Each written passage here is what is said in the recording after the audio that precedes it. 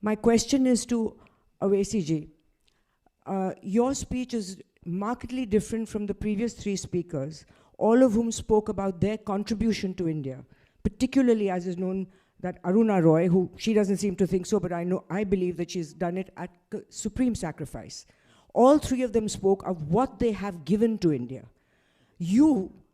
I would like to ask you, what have you contributed to India, other than asking for what is not done?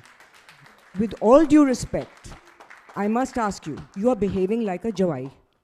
What are you contributing? Okay. Now, this... can I just answer? Yeah, please answer. So my contribution is that I am creating confidence in the Indian democracy. Okay. That is the biggest contribution. Now, it's not as weak as you think.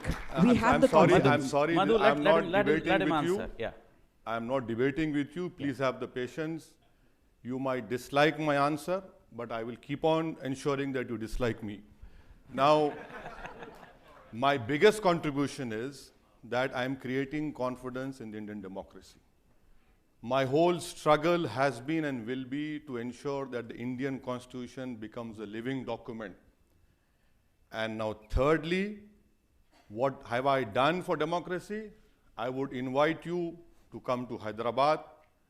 Please see the work which we have done in education, in banking sector, and then only you will realize, not sitting in Delhi, that what we have done. But I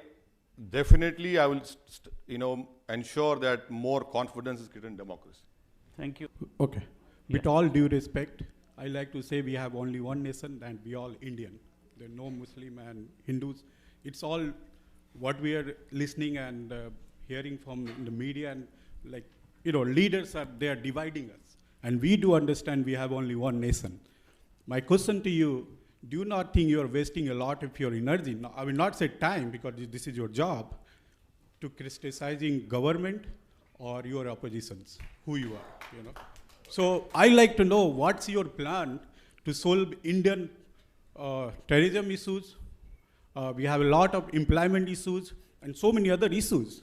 I came from Florida to hear that. What is your plan? No, I mean, we already listening from in the TV and other media, YouTube channel, 100 other things, YouTube or Twitter, whatever it say. Yeah. Even you said that, 1 minute, Pankaj, 1 minute. You said that there are thousands of messages come on Twitter saying they are tracking your work. Why you care about that? I mean, people like me, we should care because who is talking to me, talking about me, but why you care about that? You said, you set up, I have my own vision, I'm going to develop my country in this way, or whatever the plan you have. So I like to hear from you, what is your plan to solve our Indian, whatever the problem we are going through? Thank you, sir. Thank you very much. You want me to answer? I think we'll talk about the plan together with other people as well. Yeah, because other people can you also should not contribute blame me to that I ran away from the question. So, yeah, please. But I said, with all due respect. I can answer, sir, you have to tell him. Yeah.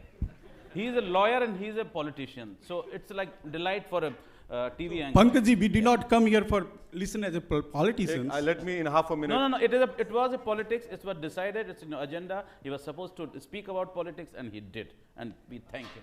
I just wanted to say that you spoke, Sanjeev ji, about trust. In a democracy, there's no trust. I trust my parents. I trust my mother. I trust my child. But in democracy, there's a social contract. And that's what we are forgetting. Because when I give you my vote, there's a social contract. It's very clear.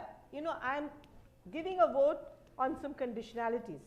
So in India, I think we'll have to switch from trust to the idea of a social contract to make democracy work.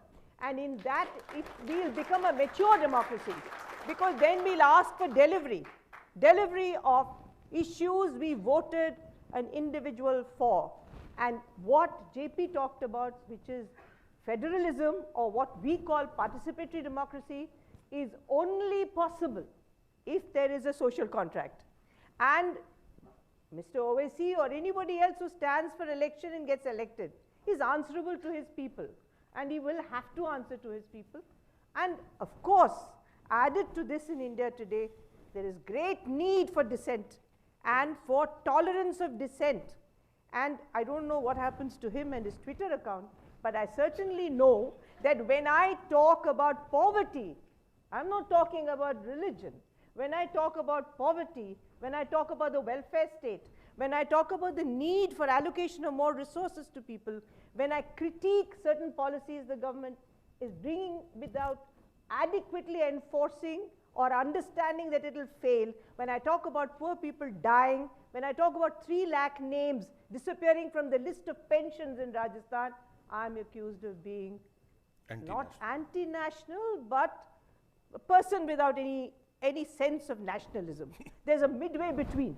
You can't accuse me of being anti-national. So I think this tolerance of dissent is an extremely important thing we must understand, and we all express ourselves in different ways. We discussed in the beginning that peace has to be first condition of progress. Yeah.